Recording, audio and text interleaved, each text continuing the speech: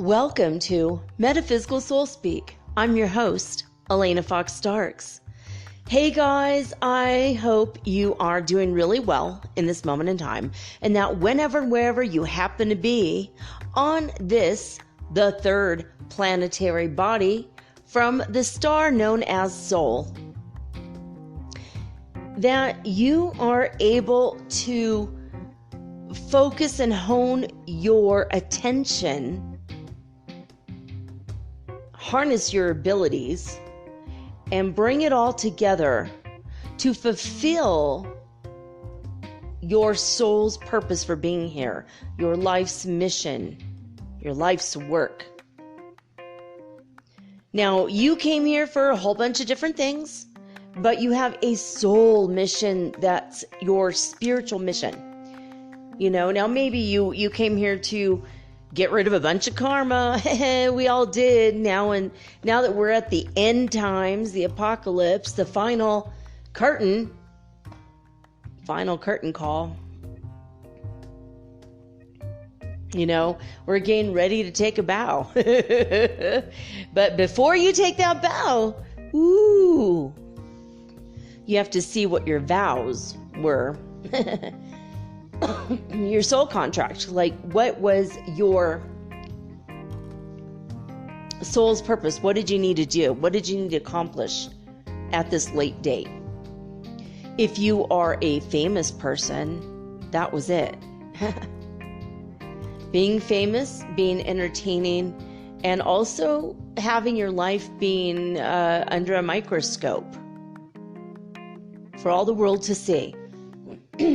So that everyone can see how you handle your problems, which would make you a great example. Or if you handle them poorly, then that would make you an example of what not to do. Either way, it's okay. Hey, you're on that center stage for real. Most of us aren't. I think I might be someday soon. I feel like I'm becoming famous. I'm getting there. And it was not even my personal goal to ever be famous. I was like, can I just, make the money and no one knows who I am? Can we do that with the radio show? Please? I don't know. As an introvert, I'm like, ooh, but I know I can handle it. I feel like I can handle it. I've already been recognized so many times, which is hilarious, when I literally had nothing going on in my life. I was quote unquote recognized by people. People chased me down, asked me for autographs. It was crazy.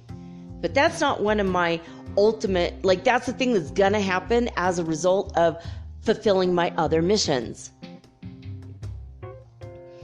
Now, some of you, your mission is to buy your first house. Maybe in all of your lifetimes, you never bought your own house. It sounds simple enough, but it's not that simple in this world. Houses are freaking expensive, right? So maybe your mission is to have a career for the first time because you're always having kids in every lifetime. You're always the father with children, the mother with children, the parent that has to take care of all the kids. Maybe you've always been a farmer and now you live in the city and you have a lawyer or doctor type of career or something else. Maybe that was your mission this time. Maybe you've always been a career professional in all your lifetimes. This is the first time you're going to have a family. And that might be your soul mission or your personal mission. I feel like there's more than one thing. I feel like there's layers to all of our missions. I don't know if you guys feel this too, but I've been thinking about it. I haven't put a lot of thought. I'm kind of actually right now kind of going along as I'm talking, right? Like, oh, maybe it's this, maybe it's that. Like I got my bachelor's degree, I got my Doctor of Divinity degree. I still haven't got my master's and PhD in expressive arts therapy and transpersonal psychology. It's something I've always wanted to do. I had to put it off. My husband died and I was stuck with the kids for 10 years. Not really stuck. I would never call it stuck, but stuck in a position where I'm not, helped. I'm 100% the parent, and even though my youngest he's almost 18, he's very, very independent as a person. He just requires a lot of conversation and attention, and could just be the coronavirus pandemic, but I give him that love, that time, that attention. He needs it, and I give it to him because I'm the mom, right? Just like, most parents do or would. And so I don't have any time I barely can finish my TESOL certification. I mean, it is like pulling teeth for me to get through 2 hours worth of work every day. And it's like when I was sick, it was like I took a week off and then I was fine. And I took another week off. I'm like, it's like taking so long. That's not one of my missions though. So like things like that, like I'm going to get a certification in crystal healing. Well, that's not maybe your life's mission or your soul purpose mission. Now, maybe part of your soul purpose mission was to become a healer, learn a bunch of different modalities, and have your own YouTube channel. Or maybe it was to write books, or maybe it was to be a nurse. I have one of my listeners, I have a couple of my listeners are nurses. You guys are on the front lines, man. Kudos to you. That's incredible. And we owe you everything for keeping people in our community alive. For real. Some of you had your own company and then it went kaput and you thought that was your life purpose. A lot of you are in the process of losing a relationship, getting involved with the wrong person and then losing the relationship. A lot of you are involved with right now moving across country, moving to another country. Maybe you're already in another country, moving back home. A lot of you are in massive freaking flux, massive transitions right now. Mars just went into Aries. There was a woman, I can't remember her name, but I was listening to like a 15-minute video today of her talking about what that means, and she said, whatever you were doing in 1988, it's all coming home now. All those chickens are coming home to roost if you have not addressed those issues now. And in her video, she's saying, gosh, in 1988, I was pretty young. I was creating a bunch of trauma and drama. I had a horrible relationship. It was all kinds of toxic, and I think I was a culprit of it, actually. So now, as an adult, almost 30 years later, she says, I'm actually being faced with the potential of being in a relationship again. And I'm trying to make certain that all of those traits that I was dealing with all those years ago, that I am over those things and that I am ready to commit and that this is a good idea for me. And I thought that was very interesting. Now, for me, that's not my story. I mean, in 1988, I was in a relationship that I thought was good. It was not. I thought it was all kinds of good because I'm naive as hell. I was with a guy who literally said, I'm not ready to have a relationship now. And I'm like, okay. And I guess I looked sad and he felt guilty. And bada boom, bada bing, we were in a relationship because we were both young and dumb and full of anyway. I just was like, and when we broke up, almost 7 years later, he said, remember when I said I wasn't ready for a relationship? I'm like, that's a load of crap because you could have stuck with that 7 years ago, almost 7 years. Don't tell me I wasn't ready for it. That's like a cop-out. Remember 28 years ago when I said I wasn't ready for a relationship? Yeah, screw off. Because if you weren't really ready for a relationship, the relationship really would not have happened. That is the biggest freaking cop-out. It's like if you date me once or twice and then say, you know what, I don't think I'm ready for a relationship. Hold up. Hold off. Let's slow down, Nelly. I mean, that would be okay, sure, if he would have done that. I had plenty of potential dates. I was young and hot. Oh, God. Oh, man. No, in 1988, I had just moved to Santa Barbara with my boyfriend. I told you a story from that. I'd see. Well, actually, that's not true. I moved in 1987. So in 1988, I was starting my first year of Santa Barbara City College in 1988. And now here I am with that AA degree, a BA degree, a minor degree, Doctor of Divinity, a whole bunch of certifications in Reiki. I'm a Reiki master. I'm a certified clinical hypnotherapist. I'm an aromatherapist. I mean, I have a whole bunch of stuff. I think I even got a degree, or I haven't quite finished it, in crystal therapy, but I'm also a life coach. And I mean, I have a whole bunch of things that I do, most of which I've put off to raise my kids and be 100% present with them. So in 1988, I was facing a brand new future, starting my life. And oh my good God, what am I doing now? Oh my God, I'm facing a new and bright future and starting my life. My youngest kid is going to be 18 in a month, less than a month. Oh my good God. Oh, fuck, time flies. Less than a month. So I don't know what we're going to do. I mean, we keep talking about it. And he keeps like hemming and hawing. I'm not going to tell her, because I don't want her to follow me to Italy or California or wherever the hell. He says, maybe I'll move to France. I'm like, France sounds great. I've been like having like inklings of I'm going to probably end up in France anyway. I don't mind ending up in Spain, Italy, France. I don't mind staying here. I love Ecuador. Maybe I will be an Ecuadorian and then move. I don't know.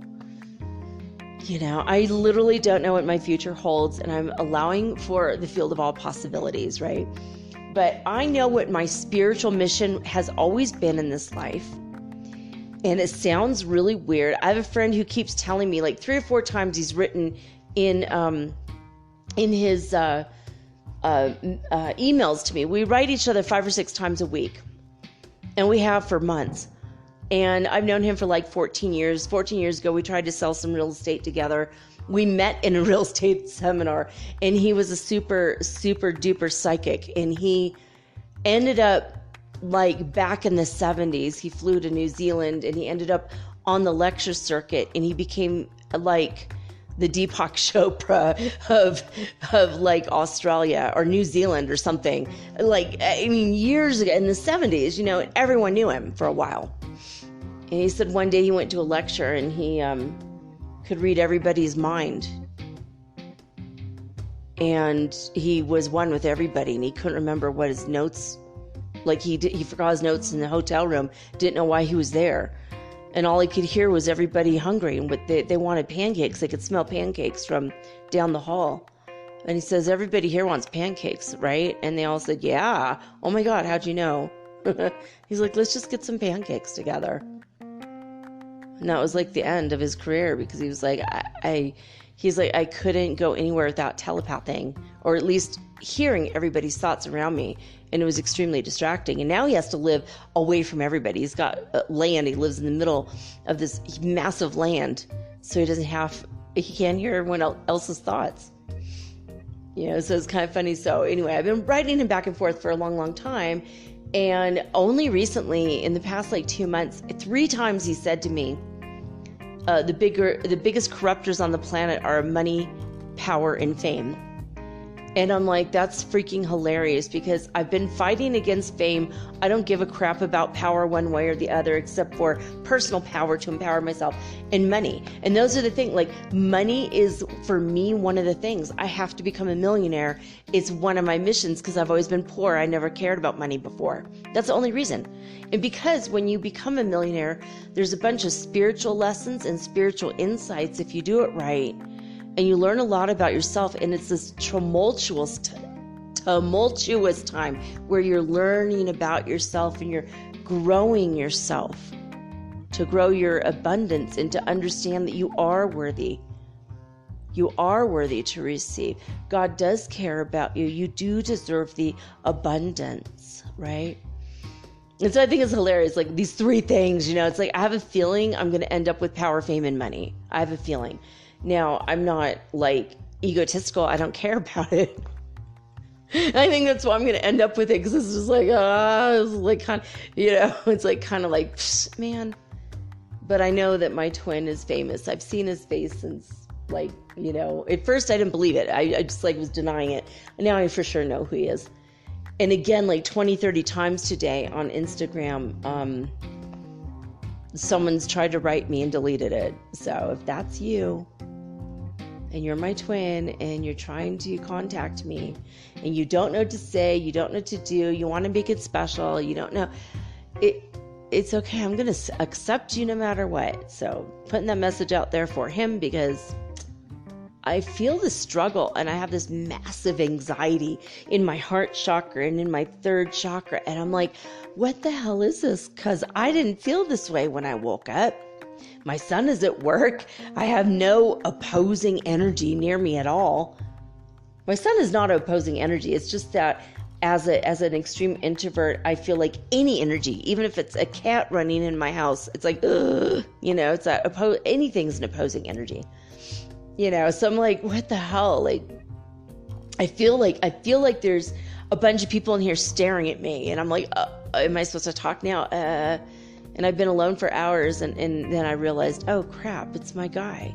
He wants to contact me, and I feel this. So I keep feeling this energy. I hope you guys don't feel it. I keep trying to clear it out, and then it keeps coming back, and then I feel it in his heart. He has pains in his heart for the longing of the connection, but afraid of it. Not afraid of the connection, but he's afraid of how, like, he doesn't want to say the wrong thing. So if any of you are in that position, you can never say the wrong thing to the right person. You can never say the right thing to the wrong person. You could be as witty and charming and sexy and beautiful or handsome as possible, and the wrong person is never going to be attracted to you, because wrong person. But I know that my big missions in this life, my big spiritual missions, had to have the kids, had to have the money. I don't have the money yet, so that's my next thing. Being educated, that was part of it, but that was like the mental. So I'm like looking at this going, okay, physical, all right, well, I don't want to age. So that's one of my goals, so that I can inspire other people. Well, I kind of failed the past few months. I have aged a tiny bit. So I'm kind of irritated by that. I'm 52. I don't look 52. Thank you, God. But what is your spiritual mission? Do you have other missions? Are you aware of your missions? Have you ever thought about? I want you guys to think about it. And if you have any insights about it, let me know, because I'm still formulating my opinion and my ideas on this.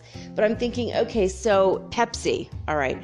Physical, do you have any physical missions you came here to do before you were born? Did you come here to be a bodybuilder? Did you come here to race bicycles? Did you come here to play hockey? Physical missions. Did you come here to be extremely obese so that you could teach other people lessons about not being judgmental dickheads about your obesity? Yeah, think about that. Some of you are out there going, oh my God, I am significantly overweight, and people are always saying stuff to me, and it's hurtful, right? Sometimes people are obese because of genetics, or because there was a problem with the medication, or there's something in the diet that hasn't been tweaked correctly, or maybe there's an organ failure, or maybe there's a tumor on the brain. You don't know why people are overweight, right? It's not just because they eat and eat and eat and eat, because usually that's not the case. Usually it's something different, or maybe you came here with a physical mission of overcoming an addiction, or a physical mission of overcoming anorexia or bulimia. Or maybe you're in a wheelchair and you have to navigate through life in an extremely a deteriorated state physically, but maybe your mind is fine. You're mentally sharp. You might be laying in a hospital bed your whole life because you had a physical mission of bringing out the love and the compassion in other people around you. That's also a spiritual mission. Never feel guilty for that, by the way. If you do, it's false guilt. Don't give God your false guilt. Just give God your love and your praise, because guess what? And give yourself some freaking kudos. Pat yourself on the back. You know why? You deserve that. You deserve all the love and the compassion, no matter who you are or your circumstance. But a lot of people don't understand that they have a physical mission. Like maybe, for example, my physical mission would be that I came here to look like, I'm like really like voluptuous and sexy looking. And so men assume that I'm dumb and always want to fuck, and I don't. And I'm very smart. And so it's like, it's like a discongruent thing that goes on in men's minds. A lot of men, not every man, men that have disrespect basically. And so like I'm constantly teaching men lessons in that. No, I'm not here for your sexual amusement. I'm not your fucking playground. Hit the road, Jack.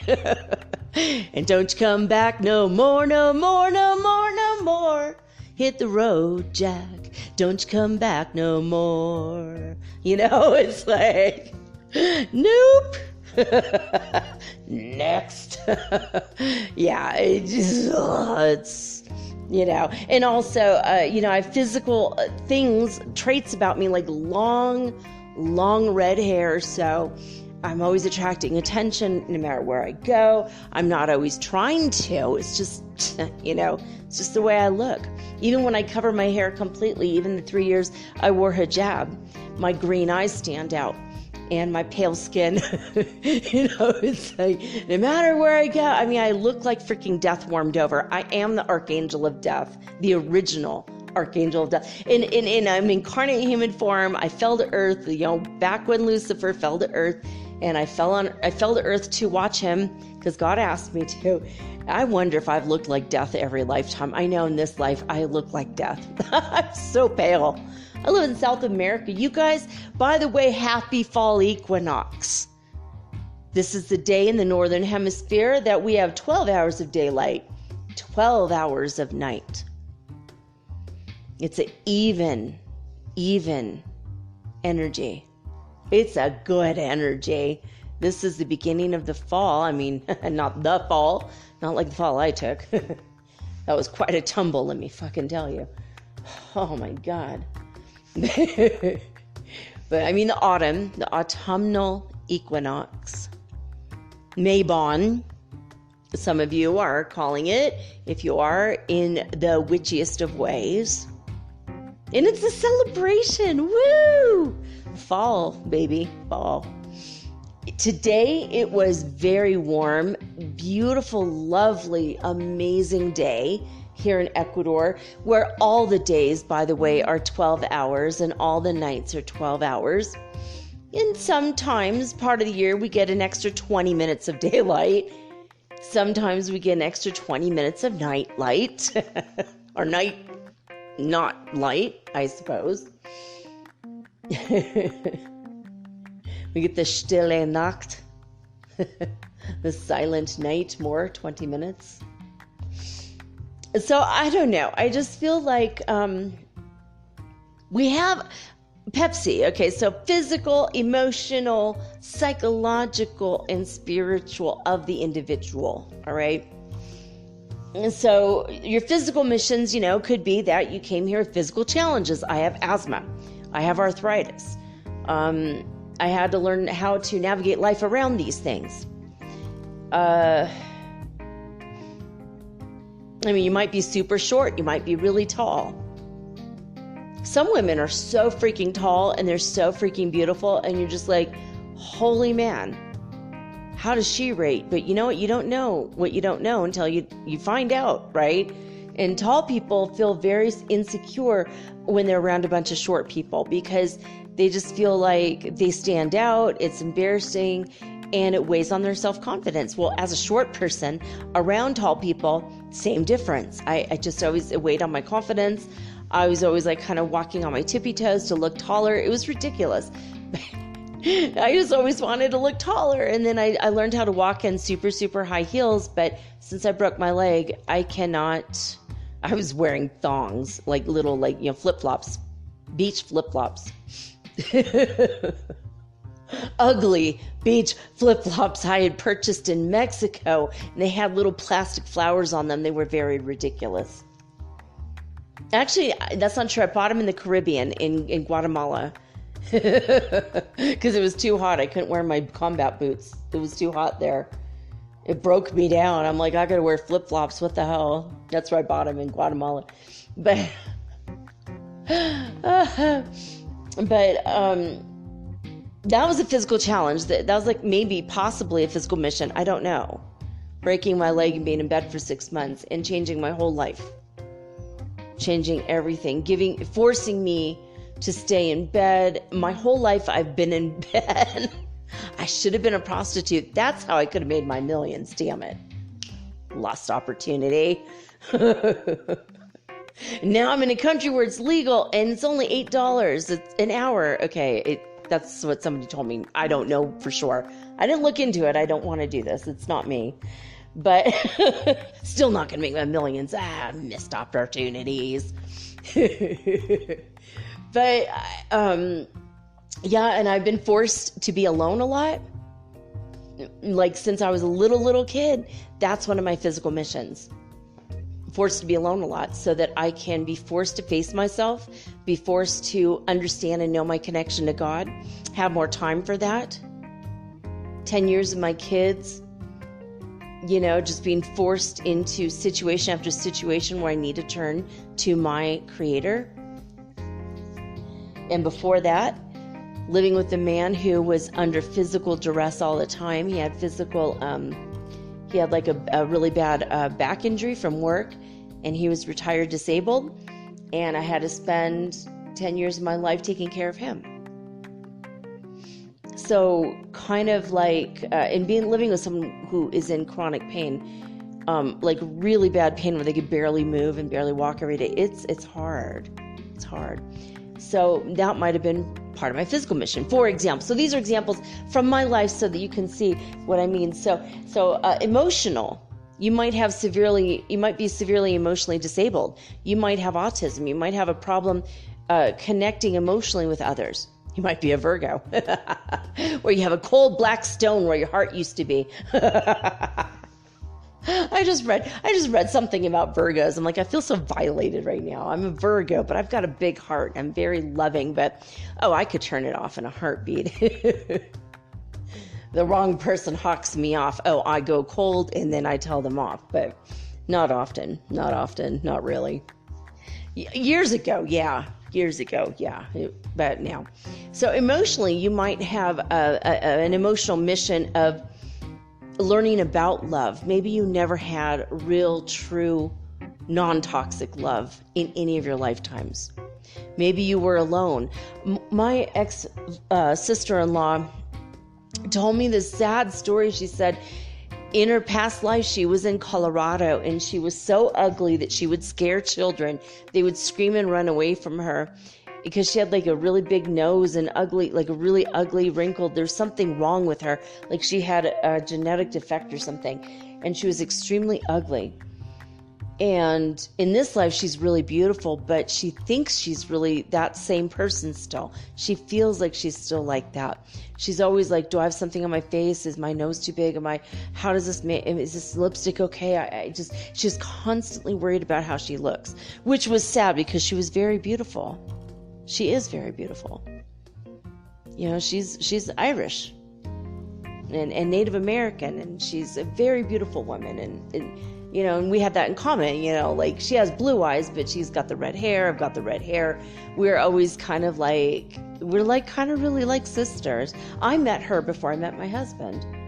She took my blood because I needed to get tested for, I guess, drugs because of a job. And she was a phlebotomist that took my blood. And I just had like such a nice and cool connection with her. And then when her brother and I started dating, and then he's like, I want you to meet my sister. I'm like, oh my God, I already know her. Her name's Cindy. And he's like, how do you know that? What the hell? Like, I saw it. I saw her. I know her already. I met her 6 months ago. And I just felt like I always wanted to ask her out to lunch. I just really felt close to her. Of course I do. She's soul family. Duh. But emotionally, you might have stuff. And then last but not least, like there's the psychological stuff. So maybe you came here to overcome or get through life, not really overcoming, but get through life with ADHD, ADD, dyslexia. That would be like a psychological, like it messes with you psychologically. Bipolar, depression. A lot of you have contacted me saying that you do have mental health disorders. Anxiety, serious, severe anxiety. I have crippling anxiety some days. I just can't even get out of my room.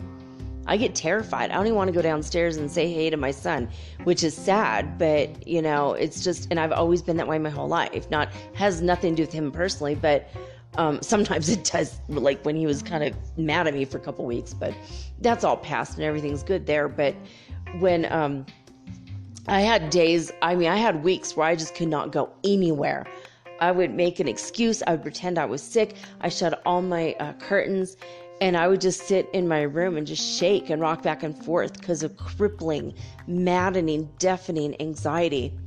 I would just sit there and cry silently because I was afraid someone would hear me. Like, what the hell is wrong with me? I don't know. I really don't know. You know, maybe because I was being abducted by aliens and I couldn't handle it and I was living by myself. And then I got a cat because I was scared of being fully alone. It was crazy. I mean, you know, I had times like that, you know, psychological trauma. And that might be a mission, you know, to try to rise above all this crap and still be an effective person and still get your spiritual mission accomplished. And your spiritual mission, what could that be? Well, we are at the end. This is the end, my friends. We're at the end. This is it. You know, this is it. Like, spiritual mission. Create a grid, open portals, bring down love and light. As an empath, as a heyoka, as you know, any kind of light warrior, light worker. Maybe you're here to expose the cabal.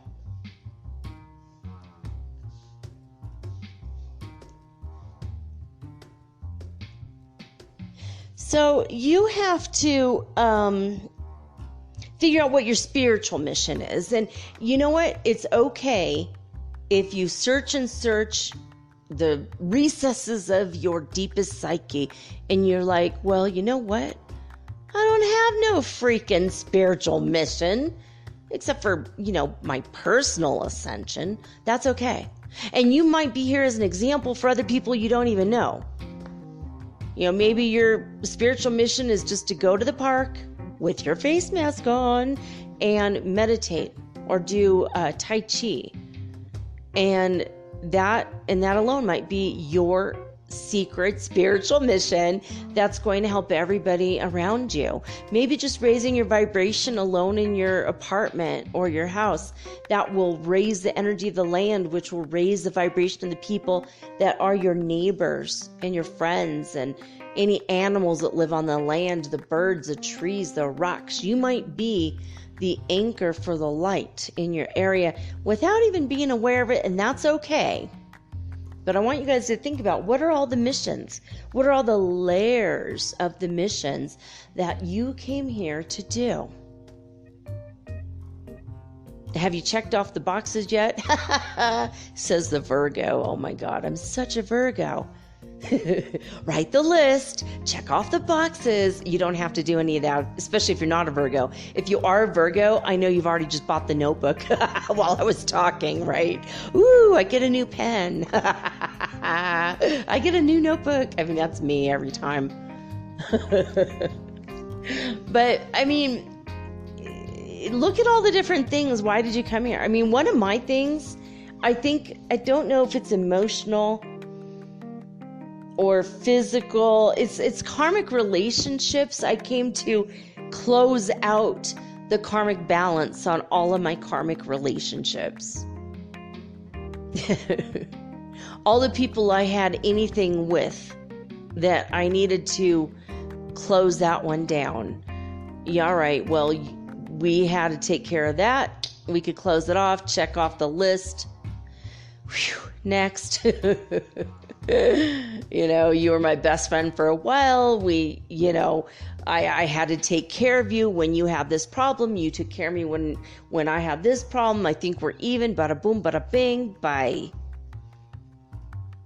But I know that one of my big ones was, this is the first time my soulmate and I had children together. We had been trying to get married and have children for every single stinking lifetime, and every time he got himself killed before we could get to the altar, or whatever you call it in whatever culture we were in at the time. Excuse me, I'm still coughing from the volcano. The ash is everywhere. And today was such a beautiful, lovely, hot day that I opened up all my windows and I let all the breeze in, and it was awesome. It smells amazing in here, except for the ash smell. and I decided to, I'm going to burn my incense. I bought some incense, burned it in the bathroom because the rest of my room is made from wood, and I, just Virgo, scared, worried about everything. So I burned that in my bathroom and then forgot I had done that. Walked to my bathroom. I'm like, what the hell? And I started looking around for whatever was burning. It smelled like someone had made a barbecue in my bathroom. And it turns out the wood that the incense was made from was mesquite. It smelled really good. It smelled like hamburgers. I'm like, why does my bathroom inexplicably smell like hamburgers right now? This is so crazy. I had a lot of crazy moments today.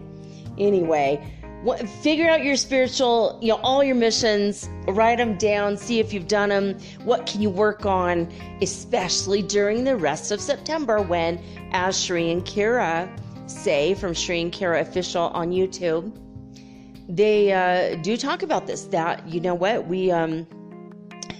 we're living a full year in the month of September, spiritually speaking. That means that every 24 hours, you just lived 12 days. How did you spend your 12 days? Holy crap, right? Sorry, not to put any pressure on you at all. Like, oh my God, it's so much pressure. So that means every 2 hours is a full frickin' day. Every 2 hours is a full spiritual day. I mean, I'm sorry. Yeah, right. Now, every hour is a day. Yeah. Is that right? 12 days in an, so no, every 2 hours is a whole day. So every hour is 12 hours of spiritual. So if you meditate for 1 hour, you just meditated for 12 hours. I mean, hey, get that value, that whatever you call it, the balance up. Get your karmic balance, your good karma up. it's a good time to do it, do good deeds, talk to people sweetly. You could go the lark or the dight side. I mean, the dark or the light side. Oh, it is what it is. Literally, today has been the weirdest fucking day. So, about 10:39, I remember looking at the time, and I thought, well, look at me. I'm up and I was up around 9 o'clock, and I just kind of lazed about. I listened to some music. I just was thinking about things, contemplating, conversating with God, the typical things I do. And then about 10:39, I thought, I'm going to go downstairs. I'm going to have some coffee. I'm going to kick it with my kid for a while. We're going to hang out. This is going to be good.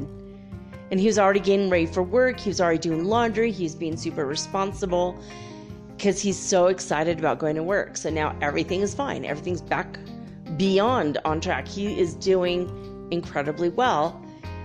And I was just like, yes, he's happy. I'm happy. Everything's happy. Life is amazing. And I went to check my Facebook messages from a friend of mine. And she wrote me a 30-second, she did a voice message for 30 seconds. I listened to it. She said, I don't feel good right now. I'm angry and I don't know why. It has nothing to do with you. I just hate the way I'm feeling right now. I hate my life right now. And she started going off. She said, I don't know what the hell just happened, but I looked at the clock. It was around 11 o'clock and now it's 1:30 and what the hell? And I'm like, no, it's not. And I looked and I'm like, holy crap. How did it take me 2 hours to go downstairs?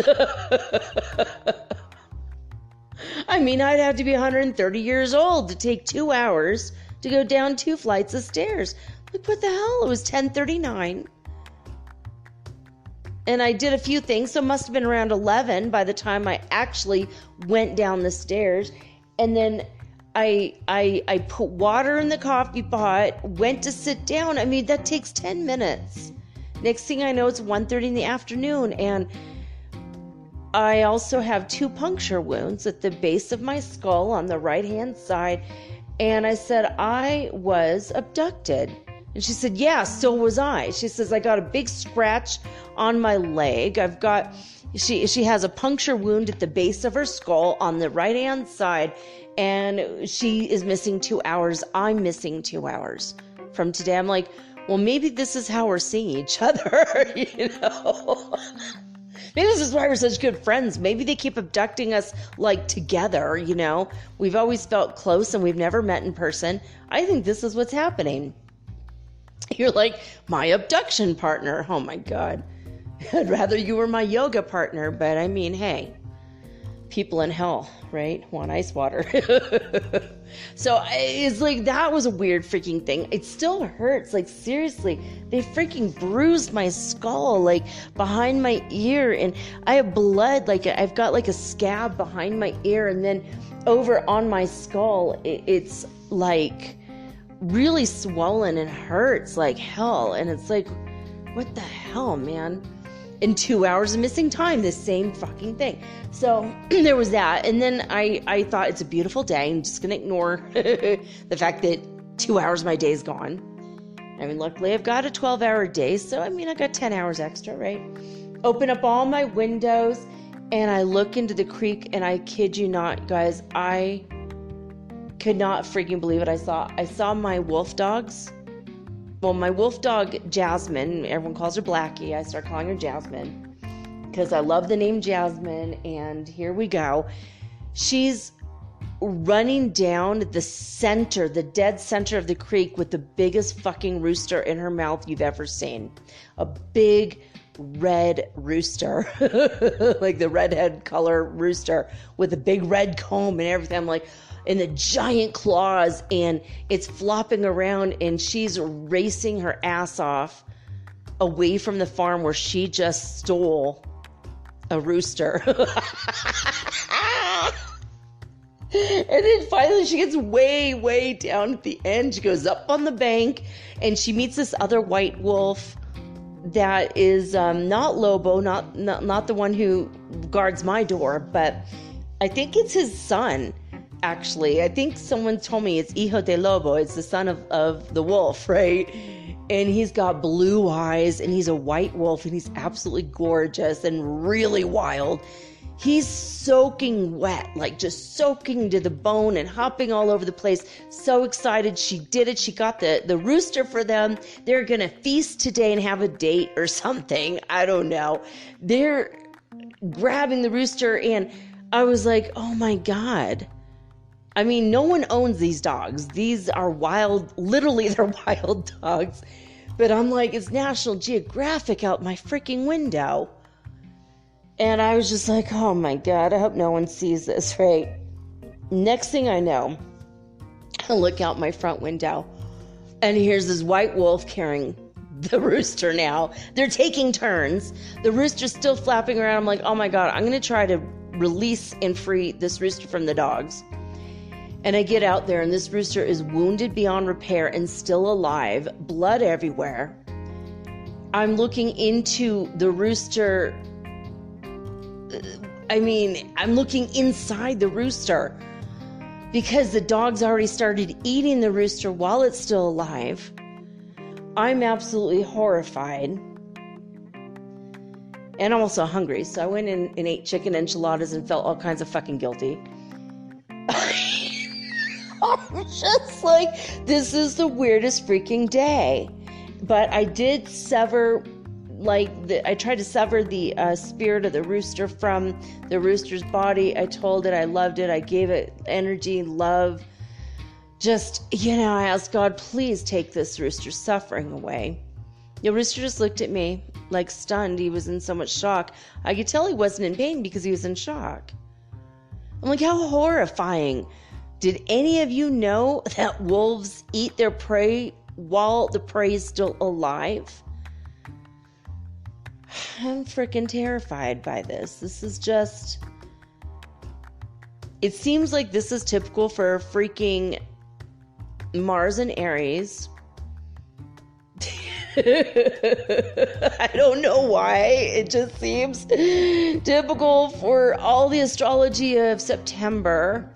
The dark versus the light. Literally, I watched a white wolf and a black wolf eat a red hen, a red rooster. I don't know. There's got to be a lot of layers and a lot of meaning to this somehow, spiritually. I mean, I went out and I chastised them. What are you doing? What are you doing? Get away from him. Get away from him. And I went and I was like, ew. His guts are hanging out. Like, ew. And I just looked at him. I looked into his eyes. He looked in my eyes. I'm like, I'm sorry. And I said a prayer for him. I said, it's better for you just to leave your body. Just give up the ghost and let these animals have your body. And you could go to heaven and you're going to be fine. Angel of death, me. I mean, this is the kind of crap that as the angel of death, I'm always, this kind of stuff is happening one way or another. I mean, always dealing with death or the death processes or whatever. But anyway, so yeah, in the volcano still blowing its top.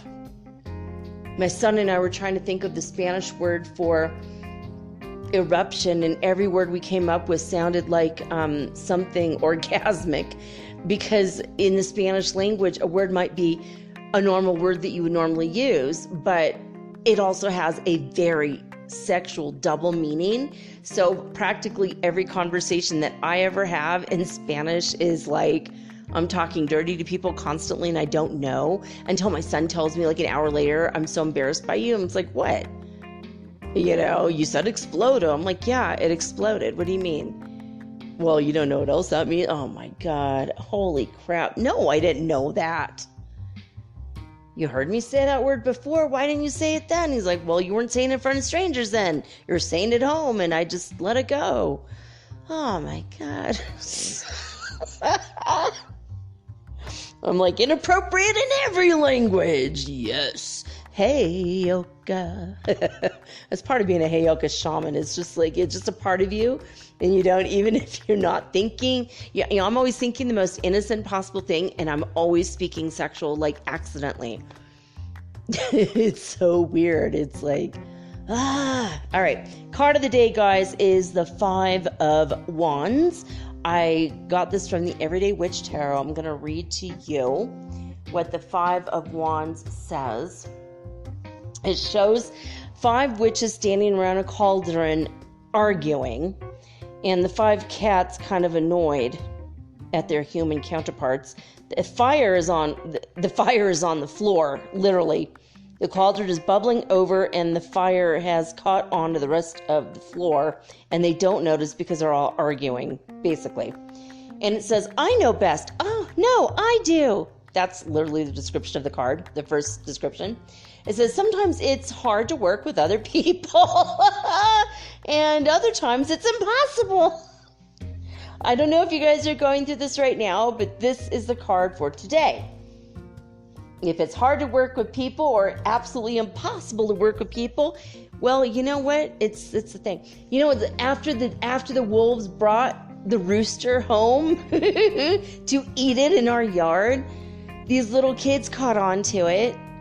And then next thing I know, I look out the window and there's 20 kids, teenagers, and young adults standing around in absolute terror, horrified at watching the wolves eat the rooster. And I just kind of slowly stepped away from my window and I shut it, and they all looked at me, and I waved to them without a smile on my face and slowly shut the blinds. Because what am I going to do? A, they're not my dogs.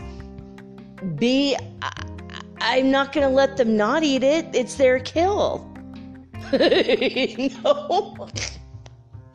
Oh my God. My National Geographic life. Anyway, I just felt all kinds of awkward at that moment. All right, so all the witches are best of friends, and they're skillful and knowledgeable, but just think about what they could achieve if they actually cooperated with one another. Woo, unfortunately, though, they all have the best recipe, or they know the most powerful ingredients, or what direction to stir the pot. Well, they're all busy arguing. No one's noticing that there's an explosion surely to come. Let's hope they come to their senses in time and remember that they too can achieve much more while working together than if they just all stop trying to be the one who's right. So I think that this is kind of about giving up your ego. So if this is in a reading, of course, there's a chaotic situation brewing involving other people, families, coworkers, friends, whoever it is, and they're not really playing nice together. So are you?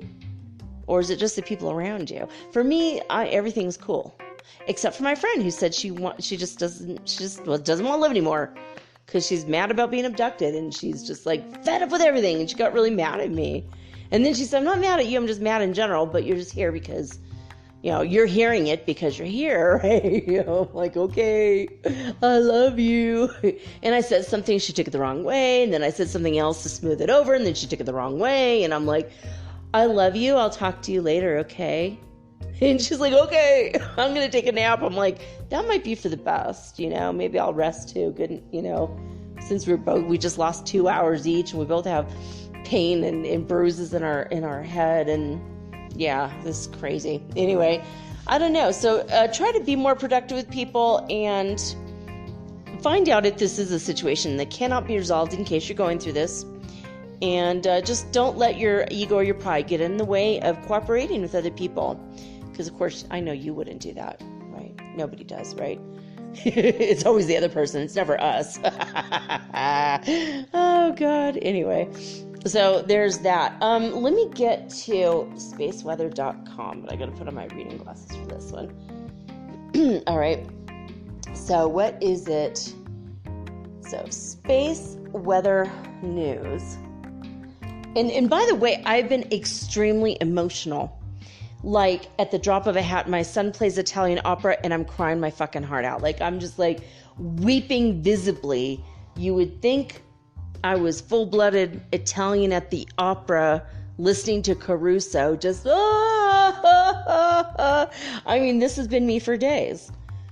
I feel like I have PMS. I'm 52. I haven't had a period in years. I mean, I'm in menopause. I'm in that crone phase. Damn it. I don't want to look like that. But I mean, that's where I'm at. It's literally where I'm at. And why am I acting like that? I'm all kinds of, I feel like I'm hormonal, which I don't think I really am. I'm crying my heart out. My friend was angry. Being out of control emotionally, that's kind of what the energy of the cosmos is throwing our way right now. I think we were hit by solar winds earlier. It's all kinds of crazy. So it is an ascension symptom. So don't panic if you are acting all kinds of wild.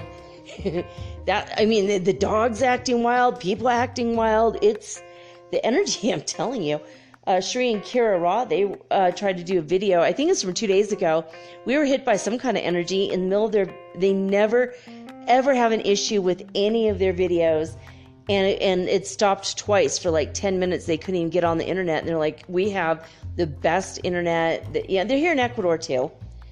And we have not had water, by the way. I didn't tell you guys this yesterday.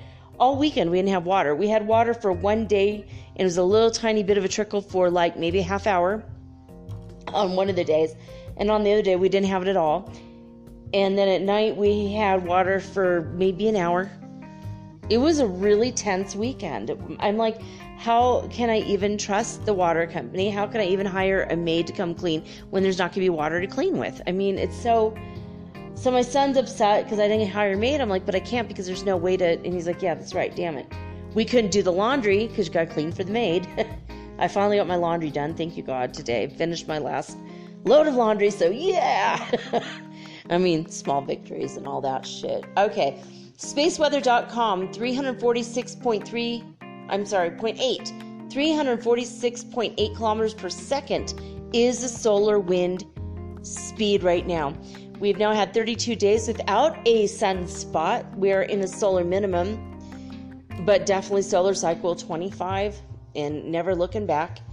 The cosmic radiation counts are high, but they have gone down by 0.4% since yesterday. So we're still at 9.9% space age average, so maybe it didn't go down only in the past 2 days. So we did have 29 fireballs that were sporadic over the United States today that were caught on camera by NASA and the All Sky Fireball Network. So there's a lot, I mean, that's like pretty chaotic, right? A bunch of fireballs. And imagine if that's what went over only the United States and there's 197 other countries. I mean, we're being bombarded by a bunch of stuff right now. I just look at this like, Heart Math Institute, they're still offline. Schumann resonance news from disclosurenews.it. They say that the big peak for the day was 42 Hertz frequency, which of course is well within the fifth dimension. So, which we were already in the fifth dimension. I don't know why some of the energies are lower over there, which means they're higher everywhere else. It's always been that way since I've been looking into this for like a year and a half, something like that. So anyway, it is what it is. Anyway, guys, I'm going to come right back after this message. And when I do, I'm going to do some channeling for you guys. Mahavatar Babaji, are you ready? Yes, I am going to channel Mahavatar Babaji. He is from India. He is a spiritual master. He's been walking this earth for over 4,000 years. He's in his spirit body with me now because he's usually in a state of meditation and grace. He promised the world that he would stay in his physical form until this world passes away. So we're going to see what he has to say. I'm not going to interview him or ask him questions. I'm just going to allow him to speak through me right after this message.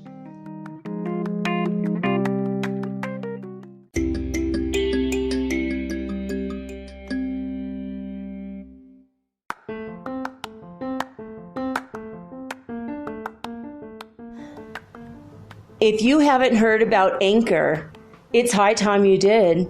It is the absolute easiest way to make a podcast. First of all, it's absolutely free. Second of all, they have creation tools that allow you to record and edit your podcast right from your phone or your computer. You guys have known that I've been doing this for 8 months using the Anchor.fm app right on my cell phone, and I have done it everywhere, right? I have recorded this in my living room, my bedroom, little cafes in Quito, Ecuador, all over Cuenca. It's so absolutely easy to make your podcast, and editing is just a snap. Anchor also will distribute your podcast for you, and it took me about 2.5 months to become syndicated, and now I'm available on Spotify, Apple Podcast, and many more, and so can you. You can make money from your podcast also, and there's no minimum requirement. You get paid from your very first listener. It is everything that you need to make a podcast all in one place. So please, if you are interested in making a podcast of your very own, do not hesitate to start with Anchor. Download the free Anchor app or go to anchor.fm to get started today.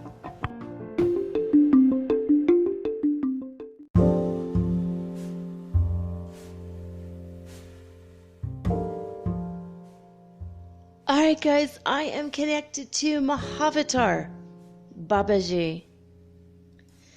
I am an indirect channel. I telepath with the people that I channel. I don't allow anyone to take over my body just because it kind of freaks me out. And also, what if I drop the tablet? I don't know. If I don't have control of my body, I don't know what to do. And maybe the person taking over my body doesn't know my technology. I don't know. It's all excuses. I'm a Virgo. I can't handle anyone being in my body. It's just, I barely want to be here myself. Why would I allow anyone else in? Anyway, sometimes the Arcturians tried to take over my body once. I think they got confused with all the different people that they channel through. And I think they expected that they were going to channel through me instead of through my telepathic ability. So that was kind of freaky when that happened that one day. But anyway, that's usually what it is. I just take a few deep breaths. I'm already connected to Mahavatar Babaji. He's a spiritual master from India. He and Jesus knew each other. They called Jesus Esau in India, so he's in all the history books there, but no one calls him Jesus. There weren't any lost years, guys. He was just traveling the world. Because his uncle was Joseph of Arimathea, who was very, very rich, very wealthy. I don't know where people get the idea that he grew up like super poor, like a poor lowly carpenter. Actually, in those days, the word for carpenter was like architect. His father was very rich, Joseph. So I don't want to get into all that, but I mean, he traveled the world, and one of the people he met was Mahavatar Babaji. And I don't know what the topics are today, what Mahavatar Babaji is going to say today, but it is going to be interesting, always. I'm sure of it. So without further ado, we're going to get into it. He said this is going to be maybe about a half hour channeling, so here we go.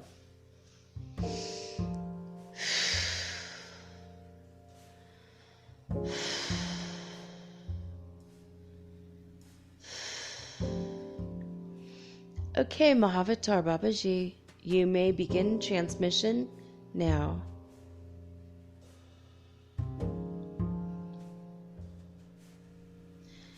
I am Lord Babaji.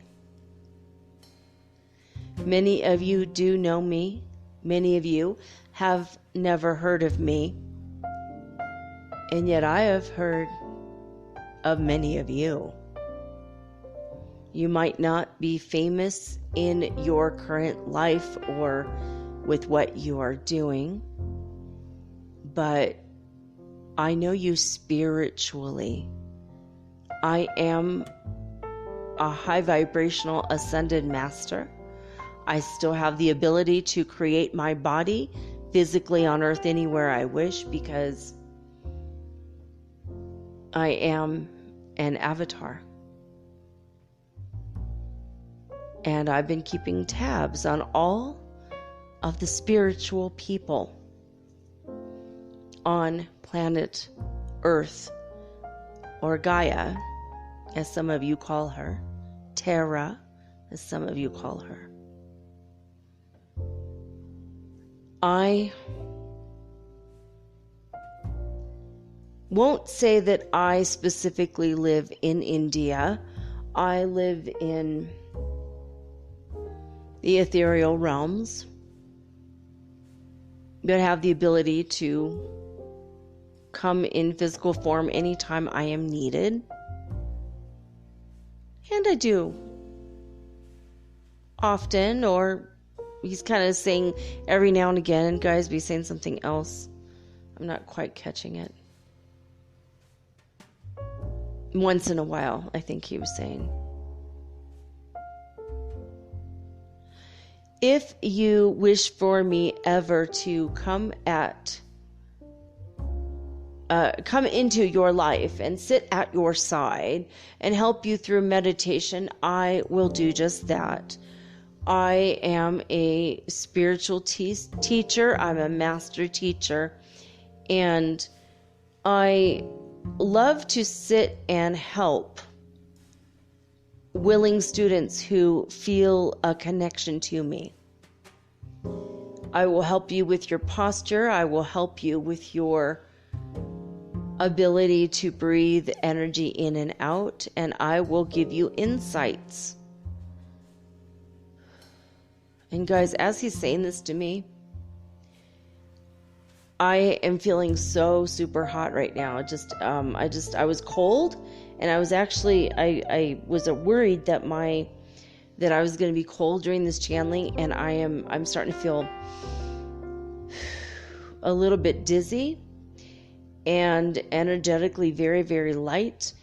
And my hands, energy is just pouring out of my hands, absolutely pouring. And my spine is feeling absolutely hot. And I'm seeing like a bright, like pale yellow and white energy in my spine. And it's like just heating up like the energy of the damn sun. And I'm like now burning up. I'm feeling super, super hot right now. So I don't know if you guys are feeling it, but this is it. Go ahead, Mahavatar, Babaji. Babaji, Babaji, Babaji. I will, if you are my student, I will come to your aid. I will be by your side. Sometimes I will remind you to meditate by touching your forehead with 2 of my fingers. Sometimes you will feel my hand upon your upper back as a gentle reminder to sit up straight and keep your spine straight. But many of you are not my students.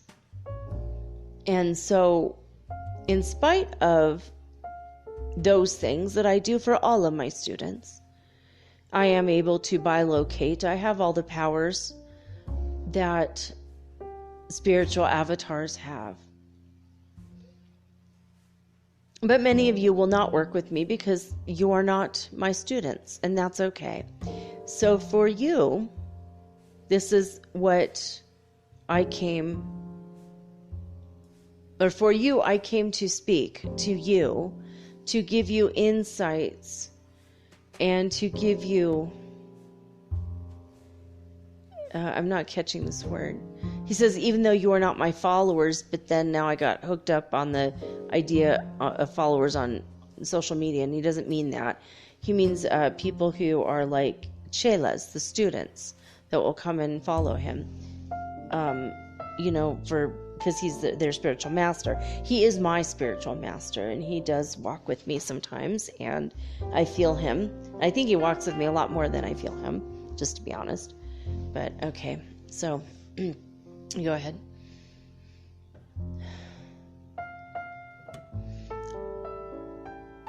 I come now not as your spiritual master, but as a neutral party that has knowledge in spiritual things, all things spiritual in fact, because I have been here for 4,000 years. And you don't get to be this age without learning a thing or two about spirituality, humanity, human nature, the nature of the cycles of the earth, the nature of God, the nature of pretty much anything and everything that you can imagine. I've studied it. Imagine having 100 years more of your life to live.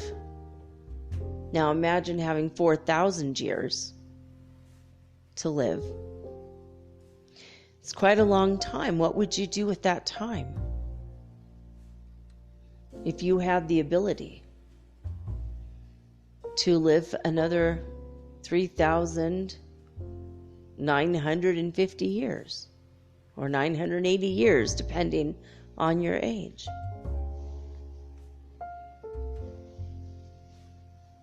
So I am here, and I've been here, and I've been observant. I have spent weeks, months at a time, sitting in silent stillness without moving my body and communing with the great, beloved, divine. I highly recommend meditation if you have never done it. Even if it's for 5 minutes, you can work your way up from there. You have, a great many of you currently, you have a deep and powerful spiritual responsibility to yourself and to humanity. Many of you are the shining light, the shining star in your family, in your neighborhood. Sometimes you're the only bright light in the village or city you live in. The world is changing rapidly on a spiritual level, while physically things don't look so good, and I ask and I urge each and every one of you to focus on the God within you. Focus on the divine within. Ask the divine to take over your life, to help you make the decisions, to help you bring out the best of you in this world right now. Bring the best of you that is on the inside to the outside of you and lead with that face. Lead with that power. It is a subtle and soft and quiet power, and yet it is the divine creator. The divine creator is the number one primal force, primal will that was ever in existence. From this energy spring forth all the energies that ever were and ever will be, and for all of eternity are. The universe itself came from this power, and this power lies within your beating chest. If you have not claimed this power yet, do it now. Do it now. I claim inside my beating chest the power of the divine, and I shall live my life from the willpower of God Himself inside my body,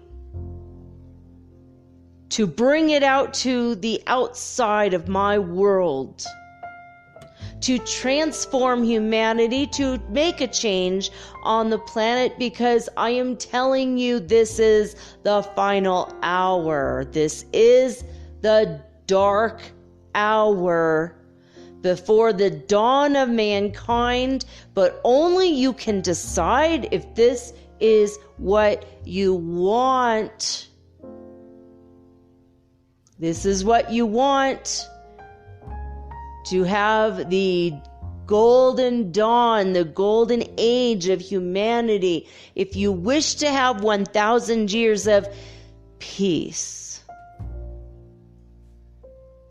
productivity, love, harmony, joy, power of God, energy in your world, if this is what you wish, this is the time to claim the power, connect with it inside of you, inside your beating chest.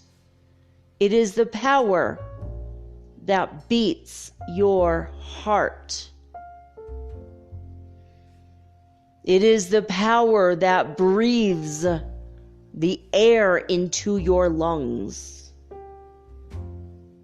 It is the power that innervates every muscular movement. It is the power that moves along the blood in your veins, in your capillaries, in your corpuscles. The very power that resides within your body and makes it work is the power I am asking you to call forth and identify with. Empower yourself with this power. It is quiet. It is subtle. God does not shout from the rooftops to worship Him. God sits quietly inside your body, waiting for you to notice that He is there inside you. God does beautiful acts of kindness all around you, hoping you will notice the beauty of the Prime Creator in the kindness of these acts. The Prime Creator spins the karmic wheels of time and space and manipulates the matter of the universe so that you can have what you asked for. And He never shows Himself out loud. He remains that humble force around you that brings to you the things that you wish to have, be, do in your life.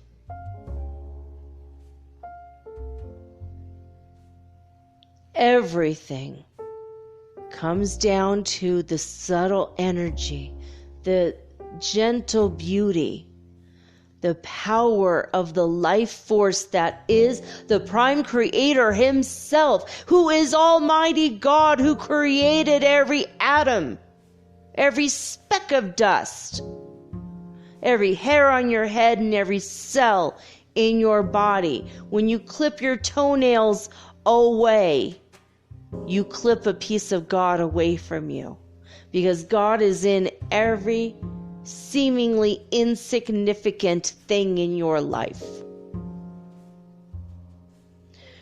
Your world would not exist, you would not exist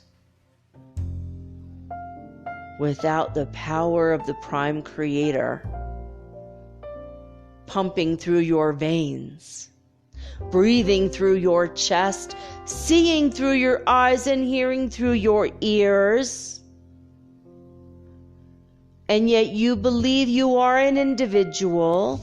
You believe that you are the one that creates your life. You believe that you are the one that makes it so. And indeed, through your willpower that God gave you, you make it so. The humble will obtain the kingdom of heaven faster than the mighty when they are mighty in ego. They say slow and steady wins the race in many cultures. And it is true, if you put your effort in, and slowly it will build up. Your spiritual life force will build up inside of your body the more that you meditate. It's like putting money in the bank. You put spiritual energy in the spiritual bank. You bring your world that you wish to have by focusing inward and being humble and asking God, and then taking action in the real world. You take action in the real world in the form of a job, or in the form of a career, or helping other people. Don't ever worry about how, because the Prime Creator knows. Whatever you wish to attract and draw into your life, you must always keep in mind asking for the highest good for yourself, for the world, for the people in your life.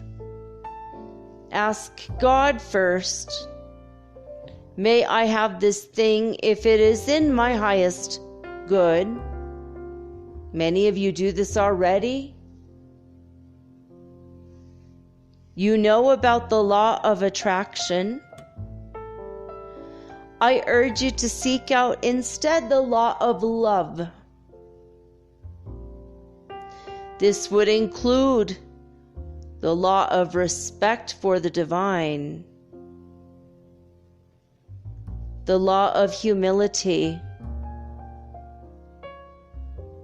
If you have your ego so puffed up and so big in your chest that you are beating your chest, I want my kingdom thus, I wish to have such and such, you push your blessings away because your energy becomes so big that you are becoming larger than life energetically, and you push the thing away that you think about because you put yourself first before the thing that you wish.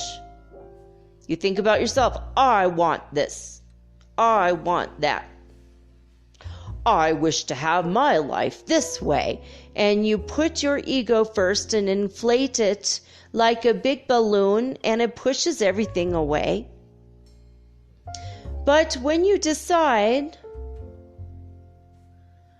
to instead be humble, you take the self out of it. God, thy will be done. I wish to have a place to live that I own so that I can feel security, and then I can carry out my duties as a husband or a wife or a mother or a person who helps others, because I need a place to lay my head at night. I ask this only in your name, dear Father, or you may say, dear Mother, if you prefer to pray to the Goddess, Divine Mother. Some of you connect to that energy instead. You take the self out. You say what you wish. You say why you wish it. And you say, thy will be done. If it is in your will for me, if it is in my spiritual highest good, if it is in the spiritual highest good of all of my neighbors, all of the family members that are near me, if this is going to help humanity, that I have a house all to my own, that I can maybe open up to strangers if they need a place to stay, or I open up to my relatives to come and commune in divine harmony. If it is in your highest good for me to have this thing, I humbly ask from the gentle base of my heart divine for this thing that I wish. And I bow before you, because I know that nothing is done in this world without the power that only you possess in this world. And when you talk in this sweet and gentle nature towards the divine is more apt to listen. Just as a parent will hear the child screaming and crying and demanding his supper now, but she will hand the plate to the child that says, "Mother, bring me my food. When you have prepared it, I will wait silently, because I know you're doing your best, and I love you, Mother." The mother will give the child, who is the kindest heart, with the humblest request. That is the child that gets the plate first. The child with the obnoxious me, I, ego energy, that is the child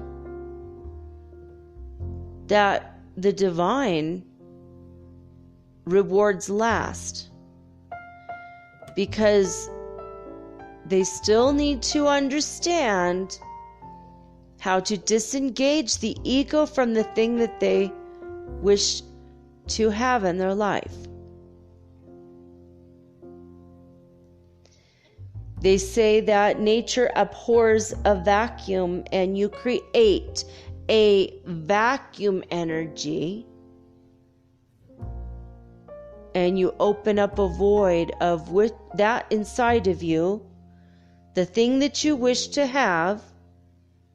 You ask humbly, and you create a space inside for the thing that you wish to have. You bow your head and you wait. And the divine will place the object, the thing of your desire, the relationship that you crave, everything and anything that you wish to have.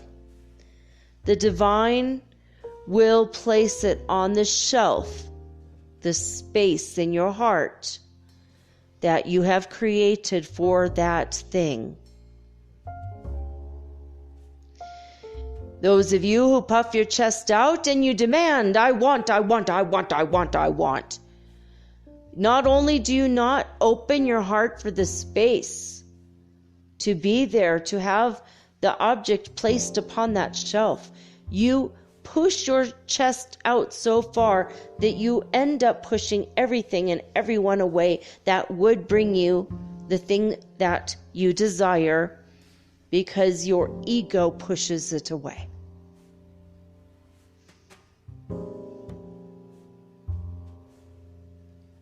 We wished to bring this information to you. I work with many ascended masters, both male and female, both ones that you are familiar with as well as ones that you do not know in this time. I sit upon a council of people that some of which lived 12,000 years ago. One man lived 38,000 years ago on your planet. We sit in harmony and in peace with one another, and we commune our divine energy together. We sit and we pray for the betterment of all of humankind and all of humanity. We sit and commune in divine harmony as an example for all of you. Even though you don't know it, you don't have us on your television sets, you do not watch us on your internets, we see you through our mind's eye. God creates our visions for us. We don't pay other people to tell us our visions. Television is what I am referring to. We sit in this council of light and we sit as an example. And now, how are you going to know about this? How is this going to affect you? You might be asking, but it is the subtle vibrations of our collective efforts that bring the higher vibrational energies that are well within your grasp. They are within your reach. If only you shall lift your arms up to them and grab them and pull them into your body by your divine will. This is why we asked earlier that you open your heart and you bring out the divine willpower that rests and resides inside of your body. Ask, ask, ask. The divine willpower inside me, please come out and help the world through me. Please help me to help the world. Bring me the things that I have asked for in this space in my heart. Please help me with my divine mission that I might fulfill what you wished for me to do while I live this short life on planet Earth.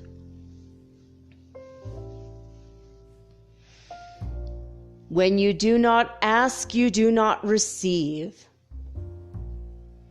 When you do not believe, you cannot achieve the things that you want in your world. This is all very important and relevant to you right now. Maybe you are asking for a university education yet have not the money. This does not matter. Ask. The divine willpower inside me bring me the money for university if it is for my highest good, if I can help humanity with my education. If I can help my fellow human, my fellow man, my neighbor, my daughter, my mother, my father, if I can honor my agreements with you by this education, divine, I open up a space in my heart and I ask for you to come out and take over my life and bring me the things that I have made room for.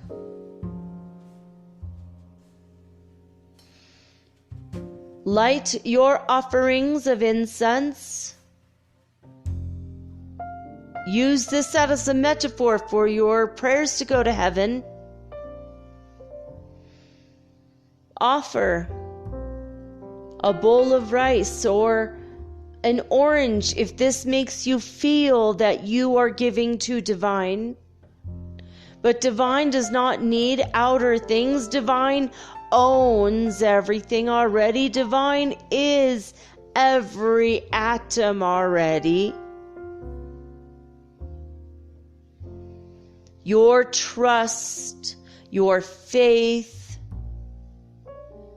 is all that divine needs to work the magic and to work the energy and to bring about the miracles in your world that will bring the changes necessary to implement the 1,000 years of peace that we all have been waiting for.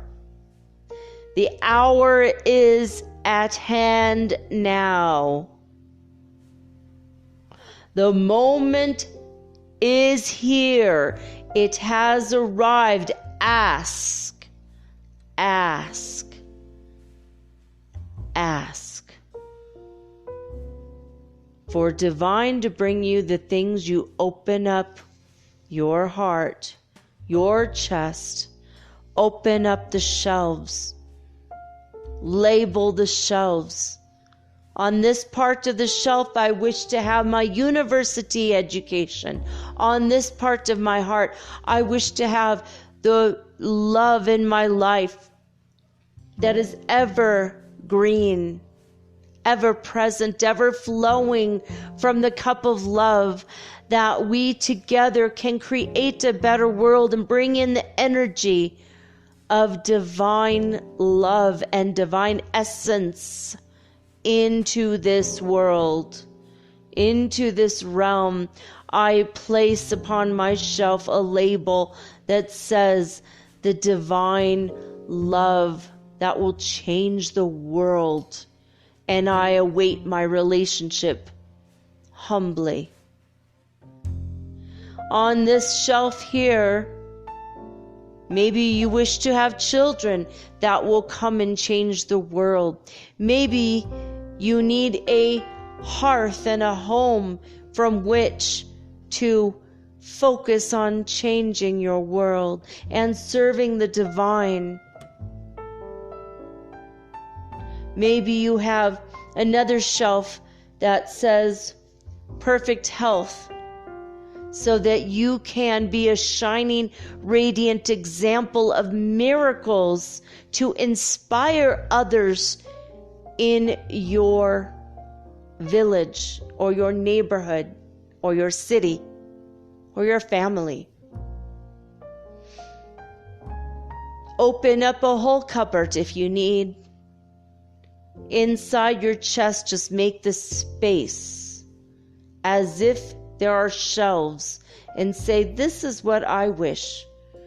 Divine Mother, Divine Father, whichever way you wish to call the Prime Creator of all, bring these things to you by gently and humbly asking, bowing your head to the greater power than yourself, opening your heart to the divine within, connecting to it and allowing it to flow through you without resistance. As you know, electricity does not go through the lines when there is a lot of resistance on the lines. Free yourself from resistance, free the lines in an electrical situation from the resistance, and the energy will flow freely. Do the same for your nervous system. Do the same for your chakra system. Do the same for your aura system. Do not allow any doubt. Do not allow a lack of faith to come in, because this is not godly. This is not divine. Do not allow anything to stop you from achieving the aim that is for your highest good, that will help everybody else by your having it. Teach others this method. No one shall lack who has the abundance of the divine energy flowing freely and working within. Connect to your spiritual self. Your world depends on it in these times. Do this humbly. Turn your life over to the divine energy that already exists inside you. And when we say these things, the council agrees with me. It is time not to turn to your flesh. This is not a time to turn to your slovenly ways. Slovenly. Do not be a sloth. Sloths are sloths already. Be a divine human and claim your birthright. Claim your divine ability and your divine willpower. Anchor these energies on the earth consciously. Make your conscious efforts now. It is time to awaken the divine man within you, the divine woman within you. It is time to awaken within you that which God created you to be and become. The divine paradox is that you awaken this divine energy within you, and then you give over your ego to it. If you wish to give an offering of any kind to the divine, allow the divine to gently take your ego. You bend over at the waist and you bow humbly to the divine energy that will now change and transform your life in beautiful and miraculous ways that you did not see coming, with your ego in the way.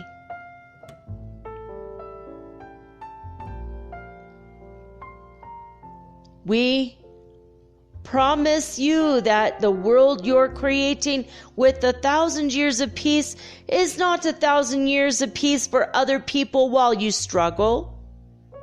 This is not a time for 1,000 years of peace, but your car has broken down. This is not 1,000 years of peace for everybody, but you still can't find a job. We are giving you the insights and the instructions that will bring it to you quickly, more quickly than anything you've learned before. We are telling you because we wish for you to have internal peace. As Gandhi has said, let there be peace and let it begin with me. Be the change you wish to see in the world. These are not new concepts for you. We are putting them in a different construct in this moment so that you may connect the dots and create a picture where you can see the world as peaceful when it is peaceful inside your home. If you are a householder, if you are in the process of owning a house, or you wish to own a house, you wish to be a householder, this is what you put on your shelves inside your chest. In your mind's eye, this is the visualization that will bring it to you the fastest and create the most peace quicker. If you do it with humility and humbleness, you bow down before the divine energy that resides within you. Drop the ego and understand that you are love and you are beloved. our council of ascended masters, which includes the great avatar, Isa, Yeshua, Jesus, Buddha, Mother Mary, as some of you call her, the mother of Jesus, Isa, all of the masters you have heard of, sit at this table, this council, and every day we pray for you. We are bringing you the knowledge now. Use it wisely. Bring the peace you wish to see upon the world. Use the tools that you are being given tonight. Bring peace to you. Bring peace to your family. This will bring harmony, which brings joy, which allows for love of the divine. And this divine love will flow through you like water. This is what our council wishes for you. And when you call upon us, you may say the council of elders if you like. You could call upon me directly, Mahavatar Babaji. You may call upon Paramahansa Yoganandaji. You may call upon Lahiri Mahasai. You may call upon any of the masters that you personally connect with, Lord Krishna, Lord Shiva, any of the goddesses, any of the people or energies that you feel connected with the most. You could call upon them, or you can say simply, Council of Elders, help me with my goals of filling my desires on my shelf, and I now bow humbly to you, and I await. And I move in the world with action to prove this is what I want. To prove that this is what I need in my life to create the peace and the joy, the harmony to help others in my world. And then at night, when you lay your head on your pillow, bring your life to a single breath, a single focus of gratitude and acceptance. Accept all the things that are soon to be filling your shelves of desire. Fill your life and your heart with gratitude that they are on their way. And as they arrive one by one, fill your heart and your every breath with love and peace and joy and gratitude. This is how we bring about the structures of peace upon your world for the next 1,000 or 5,000 or 10,000 or 100,000 years. The choice is yours. The peace begins with you, begins with your actions. Tonight in this reality, you may begin now having everything that you ever have desired, if it is for your highest good and will bring you peace. It will come to you, and we ask the divine to bless you, to bless you, and to bless you. I am now humbly bowing before you, and I ask the divine to bless you. The divine within me to bless the divine within you, and to bless you and bless you and bless you.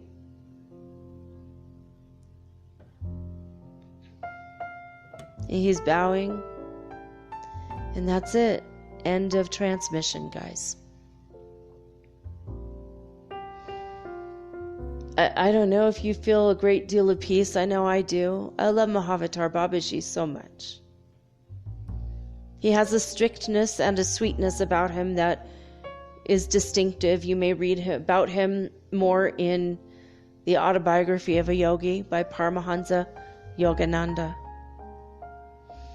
You'll read some wild stories about him. Some of the things that he has granted for his students when they have achieved the aims that they were striving for spiritually. His accent came out more. I feel he was working, like I'm still telepathing with him, but he was really, really working through me, his power. I hope you can feel it. It was different than my energy. It's coming through very strong.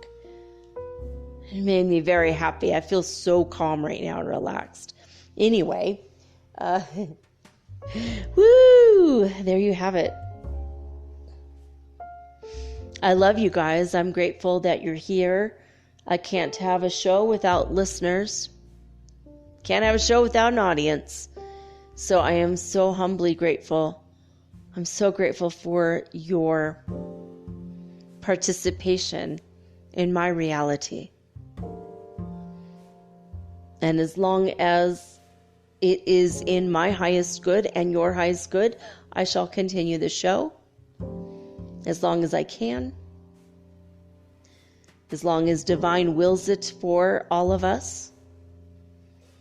So I wanted to thank you for having your faith and your abilities in me.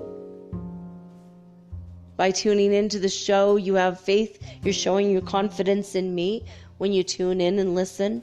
And when you share and like and subscribe and favorite and all those good things. So let everybody know that would like the show. Just tell people. Tell your Facebook groups.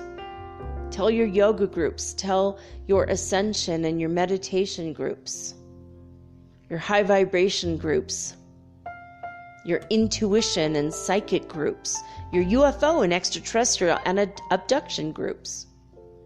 Your witchy groups. Tell everybody, hey, check out this podcast. See if you like it. Let me know. Let me know if you like this one. It helps me, and the more it helps me, the more it helps you. I don't want to have to divide my energies between a couple jobs plus this. And I have 1 month left. Where I'm going to have to start dividing energies. So if you guys can get out the word now, it helps me. And if it helps me, it's helping you. So there you have it. Yeah, there you have it. I will be back tomorrow with all unique and original programming, just like always. I don't know what it's going to be, but it's going to be something. It'll be something interesting. Might do another channeling, probably. I didn't do 2 last week, so I think I will end up with another channeling tomorrow. And I think Thursday is going to be my second part of the reading by Jude Dukoff. Which is weird. I haven't heard from him since he did the reading. I know he's been very busy, but Jude, if you can hear me, just write me quickly and let me know you're okay. Let's send some love and light his way. He's going through some difficult times. We all are, though, right? We're all going through so many difficult times. Remember, we're living 12 days every day. And you know what? If you can spend 2 hours, which is what did we say? 2 hours is a full day? Spiritually, if you can spend 2 hours focused on opening the shelf in your heart, I'm telling you guys, this is the easiest and most amazing way I've ever heard of law of manifestation, for like law of attraction. This is the easiest way I've ever heard of. I've never heard of this before. I love Mahavatar Babaji. He has great ideas. The council told us to do it this way, so all right, this is why I'm going to do it. I love this show because that I'm doing for you guys, because I'm learning just as much as you are. Like, when all these beings come and they give us all these ideas of meditation and different things, all the different techniques, pick the ones you want, pick the ones that you like, leave the rest. If it applies, if it doesn't apply, let it fly, they say. If it resonates, take it. Just like a penny basket at the grocery store. If you have extra pennies, leave it. If you need a penny, take it. So anyway, that's it. That's it for now. Well, I do love you guys, and I want to thank you so much for everything. And that's it for now, though. If you want to get a hold of me, I am going to put yesterday's card, I haven't done it yet, on my Instagram. That's at mermaidgirl888. If you wish to direct message me there, it's probably the easiest way to get in touch with me. If you really, really want to write an email, hopefully I'll see it, because I have so many emails coming. And I have metaphysicalsoulspeak@gmail.com, but I don't open that, and it's been months. If you've sent me anything there, I have not got it. I will get to eventually. I'm still having some issues with my internet, with being hacked on my computer, basically. So I'm still waiting for the guy to come, and I finally found his number again. So hopefully soon that will all be taken care of. But anyway, in the meantime, you can write me at mermaidgirl888@gmail.com or at mermaidgirl888. It's just my private stuff. I'm just giving it to you guys. I'm being genuine and authentic, and this is me. This is it. All right, that's it for now, though. That's it. I'll be back tomorrow with love. I'm signing off. Almost forgot, how does this go again? I'm signing off with love and joy and peace and the high vibrations of the holy fifth dimension. Until next time, guys, peace.